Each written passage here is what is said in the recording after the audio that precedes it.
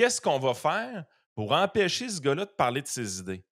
On va faire plein de sideshows.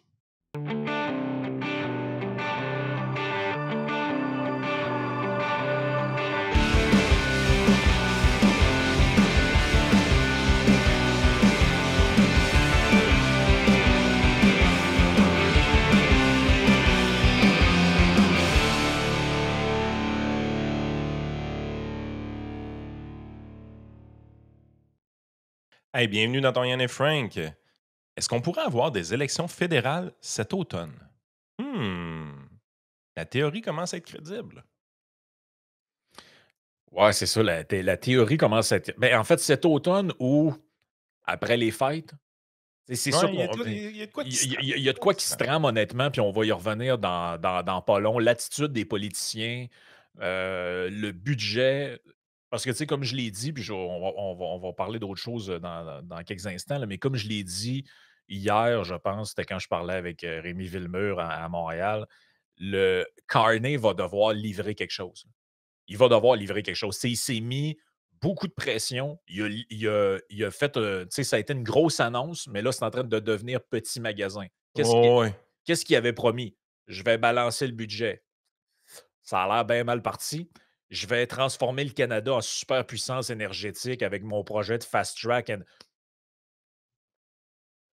Je vais mettre Donald Trump au pas. je vais signer un deal avec les États-Unis avec mon elbows up, puis tu vas voir que le vieux jaune orange va lui faire une clé de bras, puis il va dire: «Pardon, mon oncle».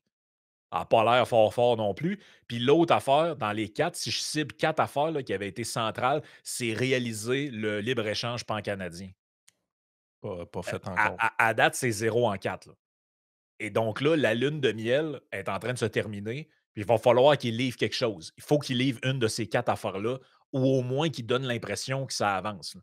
Fait que s'il y a pas un pipeline qui se bâtit quelque part ou s'il y a pas, une entente qui est signée avec les États-Unis ou si on n'a pas des grands projets qui commencent, les gens vont faire: «Chris, ce gars-là, il nous a fourrés».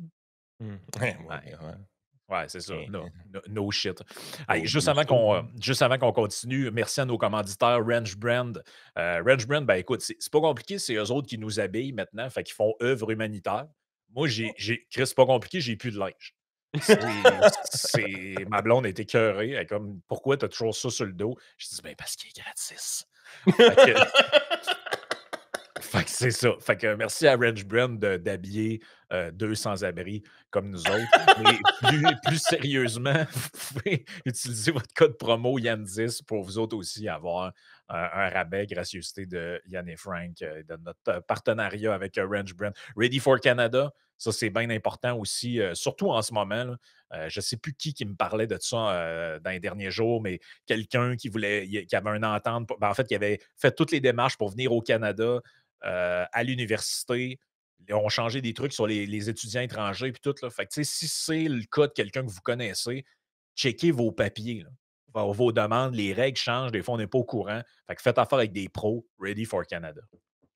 Écoute, tu sais, ça me fascine ce que tu as dit parce que, tu sais, moi, c'est pas une cachette, là. Je peux prendre ma retraite demain matin, là. Je travaille parce que j'aime travailler.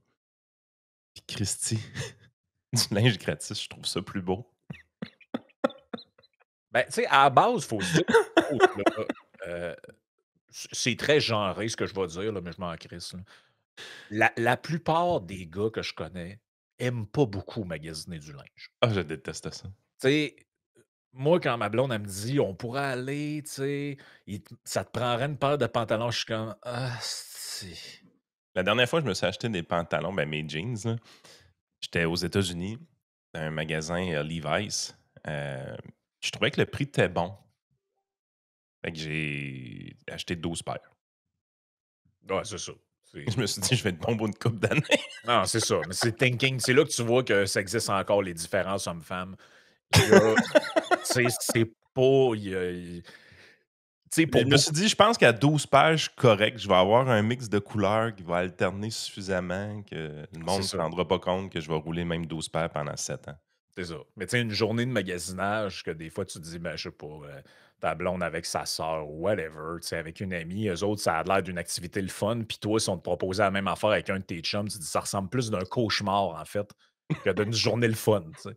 C'est plus quelque chose que, tu sais, c'est comme une punition, en fait, là. Ben, Heu, je dois te dire, par contre, c'est vrai, je me suis racheté des jeans par après parce que le monde capotait avec Sydney Sweeney puis Sweeney, ouais, American Eagle. Fait que je trouvais que c'était un beau fuck you à faire. En ouais, fait, c'est ça qui est le fun. Moi, je suis rendu que j'aime m'acheter du linge quand ça fait des fuck you. Là, on a un commanditaire qui finance Yann et Frank. J'aime acheter son linge pour vrai. exact. Puis quand que Sydney Sweeney, elle a choqué ben du monde avec ses beaux jeans, tout le monde dans ta main. Il dit: «Crime, il me semble que c'est le fun de magasiner des jeans aujourd'hui. Ouais. Ça a l'air à faire chier du monde. C'est parfait». Non, c'est ça. Les vidéos et les images de ça suivront sous peu. Hem, faut mentionner de quoi avant de revenir à Carnet et Poilievre. Hem, Tu sais, en ce moment, il y a toutes sortes il y a toutes sortes de reportages un peu bidons, là. Là, ça a l'air que Stéphane Lachance, à Québec, il a déjà pogné un ticket de char et qu'il avait oublié de payer le ticket. Ça aurait suspendu Mais je son permis. suis Là, un on peu est surpris de tout ça. Moi, il me semble, c'est pas de domaine public, l'étiquette que tu pognes. non, Comment ça, les journalistes ont accès à cette information-là? Y a-tu quelqu'un dans la machine qui leak l'information? je sais Ou pas. c'est des demandes d'accès à l'information? Si c'est une demande d'accès à l'information, tu fais What the fuck? T'es pas sans. Depuis quand on sort des tickets que des individus ont reçus à des journalistes avec une demande d'accès à l'information? J'y crois pas. Fait que là, je suis plus en mode genre, il y a quelqu'un, fonctionnaire quelque part, qui a pris le dossier de conduite puis qui l'a envoyé au journaliste, là. Le journaliste n'est pas censé avoir accès au dossier de conduite de quelqu'un, là. Non, pas supposé. Mais bref, On on va voir ce parle qui se passe, là. mais tu sais, on parle de toutes sortes de conneries. Un n'a pas payé, l'autre aurait dit telle affaire. C'est que des Christine niaiseries. Mais Par mais contre, mais mais il y a des affaires importantes, Frank, dans ce que je viens de dire, là. S'il y a un fonctionnaire qui a leaké le dossier de conduite à un journaliste, c'est un vol de données, ça, là. ben, qu'est-ce que tu penses Tu qui sais, est s'il y a un arrivé? procès qui s'en vient avec Desjardins, là, par rapport à des affaires de même, là. Ben, en tout cas, je connais pas la procédure exacte pour avoir accès à ces données-là, là. Ben, je sais pas c'est comment ils ont fait ça, mais le journaliste, si c'est une demande d'accès à l'information, je veux dire, c'est absolument pas du domaine public, ça. On n'a pas d'affaire à donner le dossier de conduite d'un individu Non. à un journaliste, là. Non, Qu'est-ce non, qui s'est passé là? non, non. Ben, personne ne sait si François Legault a déjà eu des tickets de vitesse avec son char, puis c'est pas de nos C'est pas nos affaires. affaires. Ah non, c'est pas du domaine public, ça, là. Mais tout ça pour dire que pendant ce temps-là, il se passe des affaires. Il y a des vraies histoires avec des candidats. Et bravo à Alexandra Lavoie de Rebel News qui ont sorti une histoire par rapport à un candidat de Craig Sauvé à Montréal. Craig Sauvé, c'est l'un des candidats de foule à gauche de Montréal, là. Ils sont, Ben, lui-même est un peu creepy, là. lui, c'est le gars qui se présentait à la dernière élection pour le NPD et son dépliant, c'était que des affaires de la Palestine. Puis, Puis tu une sais, des raisons pourquoi il est plus avec Projet Montréal, parce qu'il était avec eux avant, ouais, c'est qu'il y a eu des allégations. Il n'y a pas eu d'accusation, mais il y a eu des allégations, puis tu fais OK, anguille sous roche, mais tu dis OK, voilà. c'est bon, tu sais, pas d'accusation. Mais là, t'es là, tu te dis tabarouette, il me semble, le gars, il commence à accumuler les affaires, là. Voilà. Et donc là, Alexandra Lavoie et Rebel News ont sorti une histoire par rapport à lui et son candidat Sergio Da Silva. Ça, c'est le monsieur ici, là, avec des tatous sur la tête. Puis que, Ça a pas l'air d'un doux, ça, là. non, lui, il a de l'air d'avoir plus qu'un problème de ticket de vitesse. On va dire ça de même, là. Et donc, elle a fait une histoire là-dessus et c'est repris par TVA Nouvelles sans jamais mentionner d'où le dossier vient. Donc, Puis ça, c'est un des journalistes de terrain qui ressemble le plus à Alexandra Lavoie qui a fait ça, là. ouais, monsieur Poirier. Donc Yves voici Poirier. voici la petite clip, ça dure à peu près, c'est 2 minutes 50, fait qu'on va la regarder. Alors, vous entendez Craig Sauvé qui brigue la mairie pour le Parti Transition Montréal, mais c'est à son tour d'être aux prises avec un candidat aux propos controversés. Le candidat que vous voyez à sa droite s'appelle Sergio Da Silva, dans le district Saint-Jacques. Da Silva s'est fait tatouer Facebook. Bella Ciao Facebook. sur le cou. C'est donc bien déplaisant comme format, ça. Ouais, c'est assez. Parle par-dessus le clip qu'ils font jouer. Ouais, c'est ça, on peut-tu l'entendre là, ce qu'il dit là? Mais non, ça et là, tu sais, il y a Mais tu veux tellement faire une clip de 3 minutes, là. Chris, prends 10 minutes, fais ton sujet, baptême. Parle, dis ce que tu as à dire, fais jouer la clip, puis commente après. Je veux dire, pourquoi tu parles par-dessus la clip? non, c'est ça, exact, exact. qui rappelle le chant de protestation antifasciste, et la Ciao associée également aux balles utilisées dans l'assassinat de Charlie Kirk. Le chef du parti, Craig Sauvé, est là pour réagir. Bonjour, M. Sauvé. Bonjour, comment allez-vous, M. Poirier? Très bien, merci. Je veux vous entendre donc sur ce candidat qui a aussi dit, et là je vais le citer, si vous mettez le mot woke dans votre programme politique, j'ai le droit de vous tuer et de recevoir une médaille pour ça. Tabarnak. C'est-tu... Ouais, mais là, t'as peu, là. On s'est fait dire à la dernière élection provinciale, quand Éric Duhem a dit on va, le jour de l'élection, on va y régler son compte à François Legault, quelque chose de même, que c'était des propos violents, puis il y a eu des articles dans tous les journaux, puis Duhem normalise c'est une façon de parler, là, sacrément. Là. Pensez-vous que quand Martin Saint-Louis rentre dans la chambre des joueurs, là, avec le Canadien de Montréal, il doit dire des trucs qui ressemblent à ça. À soir, les gars, on le règle le compte aux Oilers. À soir, Toronto, on le règle. Pensez-vous qu'il y a du monde avec les joueurs qui sont comme Chris, il est bien violent. Voyons, lui, il dit. Si les gens se demandent pourquoi c'est traduit en anglais en dessous, c'est évidemment le vidéo qu'on utilise, c'est celui de Rebel News. Qui n'est pas en canadien. Hein. Qui n'est pas en canadien. Fait quand il y a du stock québécois comme ça, ils traduisent en anglais en sachant qu'une grosse partie de leur auditoire parle anglais seulement. Exact. Fait que lui, dans le fond, si tu parles contre le wokisme, il pourrait t'arriver à la même chose qu'à Charlie Kirk. Pas de sens. Hein. C'est toujours dans votre équipe, ce candidat? Oui, absolument. Sergio de Silva, c'est un des candidats les plus populaires de tous les candidats de tous les partis. C'est un gars qui a quand même un très gros following. C'est un musicien punk, hein, qui a ouvert 2 entreprises dans le district Saint-Jacques, là où il habite. C'est le seul candidat qui habite le district de Saint-Jacques. C'est au centre-ville de Montréal. Je veux dire, le mugshot est absolument fascinant. Là. Le boy, c'est ça, le mugshot, oui. Qu'est-ce que le gars, il a l'air d'être dans MS-13, là. C'est spécial. Mais tu sais, c'est comme... Mais à gauche... défend son candidat, il dit, écoute, il est populaire. Qu'est-ce que je te dis? Il est populaire. Le gars, c'est un punk. Il est populaire. Mais tu sais, pense-y un instant. Penses-tu que Sam Hamad à Québec ou Pierre Poilievre ou Éric Duhem ou peu importe qui peut arriver, présenter un gars qui a cette face-là avec des tatous sur la tête puis dans le cou, qui a parlé que, dans le fond, tu pourrais être crevé si tu disais certaines affaires, puis que l'excuse que... Là, tu fais venir Éric Duhem à TVA, puis tu dis, ben écoutez, il est populaire. Ben non. Voyons donc. Non seulement on exige le retrait du candidat, mais on demande la démission du chef. Là. Ah, il devrait sortir, là. Tu sais, c'est carrément insignifiant. Là. Pensez-y, tu as 2 courses à mairie différentes. Tu celle de Québec, tu celle de Montréal. À Québec, le candidat, la chance, on est en train de checker s'il a pogné un ticket en 2009. Là. Un ticket de vitesse. On met ça sur la première page du Soleil. Oui, pas payé. Mais c'est ça. On essaie de refaire un Éric Duhem, il ne paye pas ses factures. Ils sont tellement fiers de leur coup de 2022 qu'ils essayent de le refaire. Oui, c'est ça. Fait que là, tu dis, ouais, ça me semble un peu insignifiant, ça, là. Puis là, t'arrives, puis là, t'as ce candidat-là à Montréal. Mais lui, il est à gauche, puis non, à gauche, correct. Le candidat mairie, il le défend, mais ouais, pas de problème. Il est populaire. Il n'a pas de problème. Puis, une des raisons pourquoi on vous le pense, c'est Yves Poirier, là, dans toute l'entrevue, là, 0 mention de Rebel News. C'est l'histoire de Rebel News, cette affaire-là. Ouais. C'est pas la recherche du bureau d'enquête de TVA. Là. C'est Rebel News qui a créé l'histoire. Exact. 0 mention. En haut à gauche, vous voyez Rebel News, ça a été ajouté par Rebel News, cette affaire-là. Oh oui, c'est ça. Exact. Ils ont 0 fait mention du travail d'Alexandra, qu'ils méprisent et qu'ils considèrent que cette femme-là n'est pas une journaliste. Ouais, Chris, il a suivi son stock. Non, c'est ça. C'est pas une vraie journaliste, mais je vais te prendre ton stock. Mais vous entérinez ça? Vous entérinez ça, M. Sauvé, ces déclarations?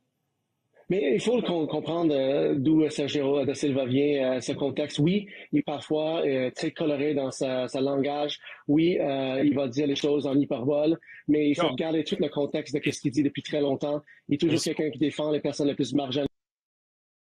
La photo, man. Non, je sais, ça n'a pas de sens. Non, je sais, man, ça non, mais là... Je sais, ça n'a pas de sens. Il l'a dans sa communauté, il est actif. C'est quelqu'un qui utilise beaucoup l'humour pour faire réagir les gens, mais les mêmes morales, c'est toujours là. On va défendre les gens, on va aider les gens, on va être là pour la communauté. Il a toujours été. Puis oui, utiliser l'humour hyperbole de temps en temps. Il vient du monde punk. C'est un langage différent aussi. On connaît Sergio Da Silva. Comme j'ai dit, c'est un des candidats le plus connus dans tout le Montréal présentement. Sergio Da Silva a quand même écrit « Tuez vos transphobes locaux ». Vous trouvez ça drôle, vous, comme déclaration? Mais comme je dis, il va parler, parfois utiliser le mot, des déclarations très colorées. Son compte Twitter existe. Écoutez, regardez la citation sur son compte X. I do not strictly believe in free speech. Je ne crois pas vraiment à la liberté d'expression. As a matter of fact, I think if you update your platform to use the word woke as a political party, I should be allowed to kill you and then be given a medal for doing so. Donc, c'est pas juste des propos Pas d'une d'humour, ça, conversation. là. C'est pas des propos donnés dans une conversation privée, mettons. Il a écrit ça sur son X.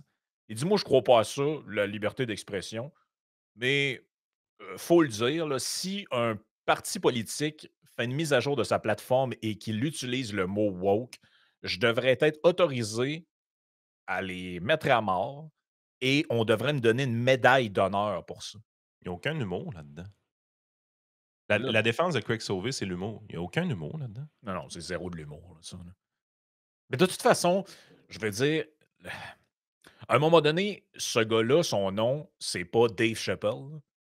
C'est Sergio Da Silva, puis le gars se présente aux élections. Tu sais, à un moment donné, c'est, tu sais, l'humour, ouais, l'humour. Si tu fais de l'humour sur un compte satirique ou bien quand c'est clairement évident, ça a pas l'air d'être de l'humour, tu sais, pas en tout, là. Tu sais, puis regarde le gars où il se positionne. Tu sais, si, Mais mettons, là-dedans, moi, je dis un chose à truc de apprendre. même, ça va paraître que c'est de l'humour parce que j'étais comme un opposé politique. Mais lui, s'il dit ça en considérant le positionnement politique qu'il a, ça a clairement pas l'air d'être de l'humour. Mais la droite a quelque chose à apprendre de tout ça aussi, là. Tu sais, je veux dire, la droite présente jamais de candidat aussi tout croche que ça, OK? Mais Tout non. le monde est au courant, à droite de l'échiquier politique, que tu peux pas faire ça, là, tu sais? Fait qu'il y a personne qui le fait. Par contre, regardez de la façon que la gauche s'assume pleinement dans le choix de son candidat. Oh oui, lui, il a pas de problème. Non, non, non. Puis ça fera pas scandale à cause de ça. À toutes les fois qu'on sait... Tu sais, je veux dire, Stéphane Lachance, là, il a été un peu mononcle dans ses propos envers les femmes. Je m'excuse. Ouais, Stéphane Lachance, là, il n'a pas payé sa facture. Je m'excuse. Là, c'est tout le temps le même qui gagne. Tu sais, à un moment donné, Ben là, regarde, ça va nous amener. Puis le reste, c'est pas tant intéressant que ça. Là, les 30 secondes qui restent, ça tourne autour de la même question, là. Mais ça nous amène à l'autre sujet dont on voulait parler. Parce que là, imagine-toi donc que. je crois qu'on arrête de s'excuser maintenant. Ben, parce que là, imagine-toi donc que ce que ce gars-là dit, qui est carrément des menaces de mort, là, d'une certaine oui, ça manière, l'est. là, c'est la même gang qui disait Hawker, que personne ne mérite de mourir, mais. Ouais. C'est le même genre de monde. Poiliev, il fait un esti de tour de coffre de char pour bien moins que ça. Bien moins que ça. Ben oui. Ben oui. Puis est-ce que Chantal Trudeau et toutes les autres mouthpieces du régime là, vont écrire des articles et donner des clips à Radio-Canada pour dire ouais, le candidat, là, c'est un dangereux, il joue. C'est quoi qu'il écrivait Craig Journet? Paul Journet, que Pierre Poilievre jouait avec un lance-flamme contre la démocratie ou je sais pas trop. Tu sais quoi qui me fait chier, c'est que ils savent exactement où est-ce que le centre-droit puis la droite gagnent dans les élections. On gagne tout le temps au niveau des idées. Si je ramène ça à Québec, Stéphane Lachance, là, 65 des gens ne veulent pas de tramway. Stéphane Lachance est aligné avec 65 des gens. Donc, si on lui laisse du temps de parole pour parler de ses idées, ils savent qu'il va monter dans les sondages. Mais en même temps, ils ne peuvent pas lui couper le temps de parole parce qu'il est trop important dans la course. En étant deuxième présentement, ils ne peuvent pas l'empêcher de parler. Ils ne peuvent pas le désinviter d'un débat. Ils ne peuvent pas faire d'entrevue avec parce que ça ne respecterait pas leurs principes journalistiques s'ils faisaient ça. Fait qu'à ce moment-là, ils se disent on n'a pas le choix de lui donner du temps d'antenne. Qu'est-ce qu'on va faire pour empêcher ce gars-là de parler de ses idées? On va faire plein de sideshows. Exact. Il va y avoir une conférence de presse de 10 minutes, une mêlée de presse de 10 minutes. On va parler que de son adresse à Lévis. On va parler que de son ticket qu'il n'a pas payé à tel moment dans sa vie. On va parler que de sa facture de taxe municipale qui s'est trompé de numéro de matricule. Juste des sideshows. Parce que quand on l'oblige à parler des sideshows, il ne parle pas de ses idées puis il ne monte pas dans les sondages. Mais c'est au fédéral, C'est sur la du scène fédérale. militantisme journalistique, ça, là. Mais c'est exactement ça, parce qu'au fédéral, où est-ce qu'on est? Carney doit déposer un budget. Il a fait son Oui. allocution hier, OK? Le speech on budget. Là, OK? Il a rencontré Poilievre, il a rencontré les autres chefs pour leur annoncer un peu ce qui allait être. Ils n'ont pas le droit, évidemment, ils n'ont pas le droit d'en parler tout de suite. Mais tout le monde sait que ça, c'est un enjeu majeur qui arrive au fédéral, un budget. On n'en a pas eu. Il n'y a pas eu de mise à jour au printemps passé. Puis là, on est sur la corde raide là, par rapport à ça. On anticipe un méga déficit. En fait, ça a été une gaffe de Carney. De quoi on parle? Parce que ça fait le même point sur avant. De quoi on parle dans les médias? D'une déclaration de Poilievre dans un podcast. Oui. Un clip de 50 secondes où, et là, c'est très important, c'est pour ça que je veux la faire jouer, cette clip-là, parce que tous les médias qui ont parlé de ça, rappelez-vous l'histoire de There Will Be a Bloodbath avec Donald Trump. On nous montrait ça, on nous montrait un clip de lui où il dit Oh, if I don't get elected, there will be a bloodbath. Si je suis élu, il va y avoir un bloodbath. Regarde, prenez. Il manquait l'intro. Puis tout, they're good people on both sides. Là, tu dis, hein, c'est quoi ça? Ah, il parlait des suprémacistes. Tout le temps, ben là, ils ont fait la même affaire. Ils ont tout commenté, à commencer par Dimitri Soudas, puis Chantal Hébert, toute la patente. Il n'y en a pas un qui a écouté le crise de podcast de Northern Perspective, parce que s'il l'avait fait, il aurait pris le bout qui vient d'avant, très important, où on lui demande si toi, tu avais été premier ministre, quand il y a eu des scandales de corruption comme SNC-Lavalin, qu'est-ce que toi, tu aurais fait? Hey, c'est une question, c'est une mise en contexte crissement importante quand tu veux rapporter des propos.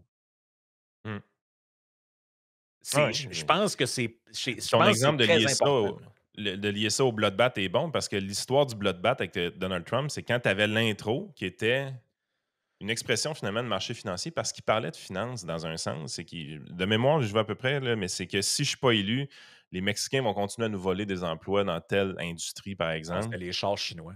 Exact. Donc, si je ne suis pas élu, ça va être un bloodbath. Bloodbath, qui est une expression utilisée souvent en finance pour dire qu'il y a une industrie où les marchés au complet s'écroulent, autrement dit. Fait que c'était super adapté pour la phrase. Seule affaire, c'est qu'en coupant l'intro, tu gardais juste genre, si je ne suis pas élu, il va avoir un bain de sang. Mais c'est sûr que si tu arrives et tu as juste cette phrase-là, tu te dis, il est freak, lui, dans sa tête. Avec l'introduction, tu te dis, OK, référence aux finances, puis il parle. Tu sais, je veux dire, n'importe qui a une culture financière sait que c'est une expression qui est super utilisée dans ce milieu-là. Là. Exact. Et donc là, on a eu plein d'articles nous disant Oh, Pierre Poilievre, là, il a dit qu'il voulait mettre Justin Trudeau en prison, il voulait mettre un tel en prison, il voulait faire telle affaire. Puis là, tu disais hey, le gars, c'est un malade. OK? Est-ce qu'on a le contexte de cette discussion-là, qui est un podcast d'1 heure? Dans un podcast d'1 heure, il s'en dit des affaires. Si je prends une clip de 30 secondes, puis j'enlève la question qui vient avant, des fois, les propos peuvent avoir l'air un peu lunaires. Mais tu te dis, oui, mais c'est ça la question.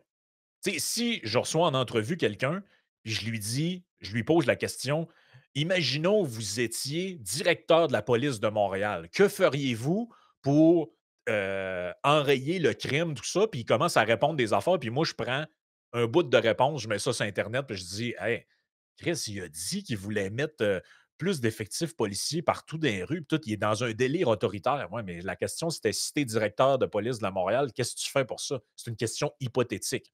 Donc, voici le vrai morceau important, je pense, pour comprendre la clip qui contient la question. Donc, c'était dans le podcast Northern Perspective, mais la clip initiale qui a fait réagir du monde sur X, elle ne fait pas 1 minute 30. Elle fait 30-40 secondes et tu vois juste la réponse ou une partie de la réponse.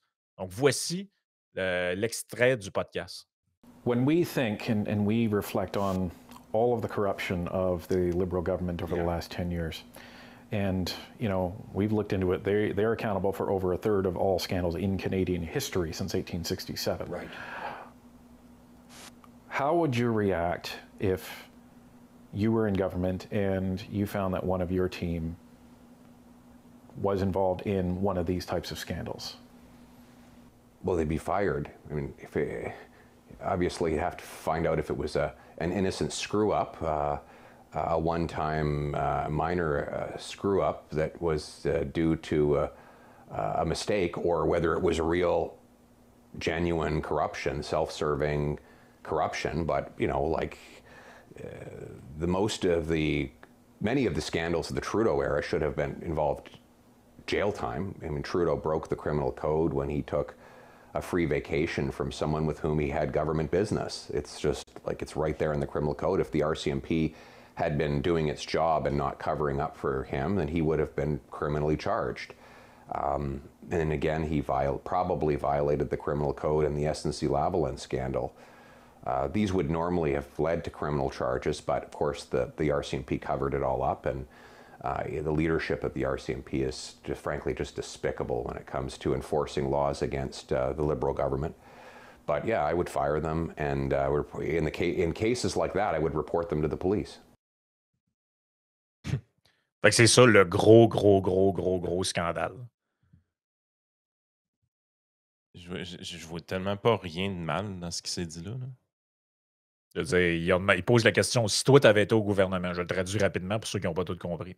Si toi, tu étais au gouvernement, puis tu avais eu un scandale comme dans le temps de SNC-Lavalin ou les fameuses vacances de Trudeau sur l'île, puis si ça... Dans le fond, C'est important, là, ces vacances-là. Le premier ministre canadien est allé sur une île qui appartient à un richissime Canadien qui a des intérêts de lobbying envers Trudeau.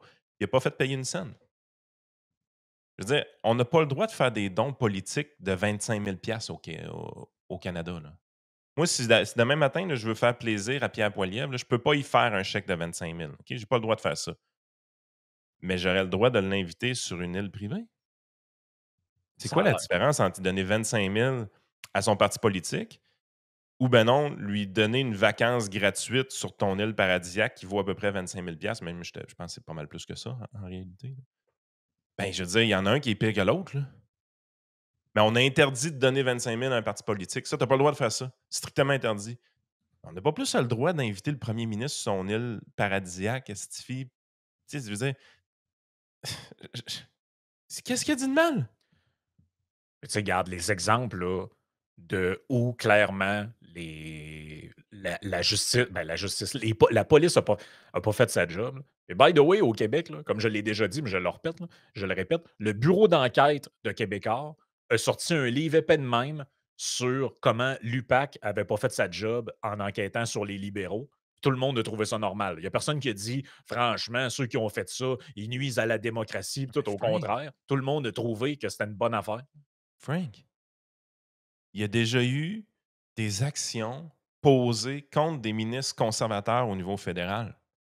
Ben oui. Il y a une ministre conservatrice qui a perdu sa job au niveau fédéral pour des affaires qui ressemblaient à ça. T'en rappelles-tu du jus d'orange à 18$? Ah oui, je m'en rappelle.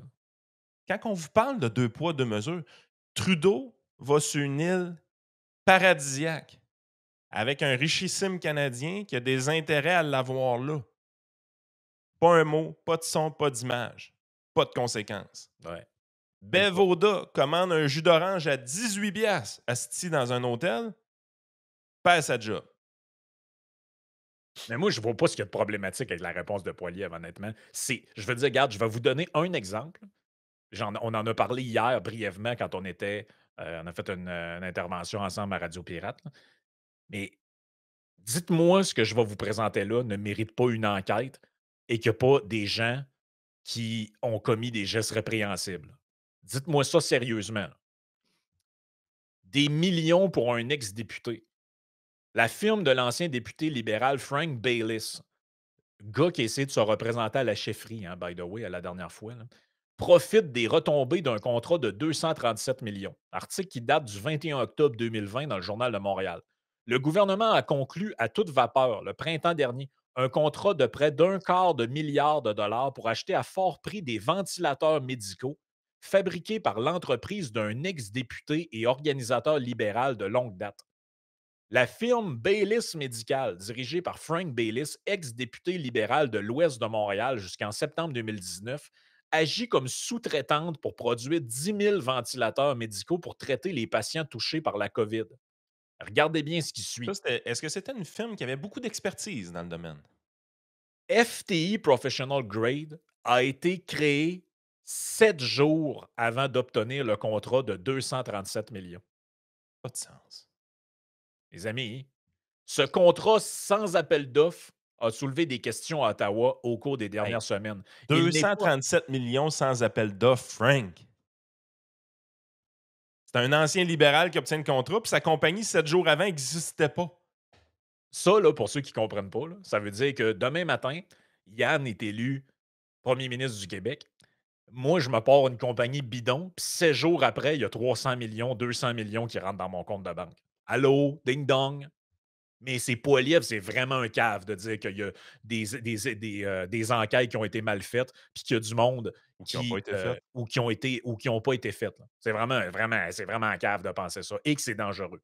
Il n'y a aucune preuve, il y a rien qui nous laisse penser que ça pourrait être le cas. Absolument rien. Surtout pas cette histoire-là. Mais tu sais, quand je ramène l'histoire de Bevoda, là, allez pas penser que je pense que Bevoda n'aurait pas dû perdre sa job. Je suis d'accord qu'elle ait perdu sa job. Moi, là, comme citoyen, là, si un ministre envoie sur son compte de dépenses un jus d'orange à 18$, je suis d'accord qu'il perde sa job. 100% d'accord avec ça. Moi, quand les conservateurs l'avaient démis de ses fonctions, j'étais d'accord. Mais Christy, il faut que ce soit de même pour tout le monde. Ben, c'est ça. Et donc là, c'est quoi la stratégie en ce moment? Ça, c'est mon humble avis de ce qui est en train de se passer. Les libéraux vont présenter leur budget. Ce budget-là ne tiendra pas à route, évidemment, parce qu'ils ne peuvent pas le faire. Ils ne savent pas comment le faire. Et là, le but, c'est de le faire passer en se fabriquant une majorité sur un coin de table. OK? C'est aussi simple que ça, parce que sinon, c'est possible que le gouvernement tombe et qu'on s'en aille en élection.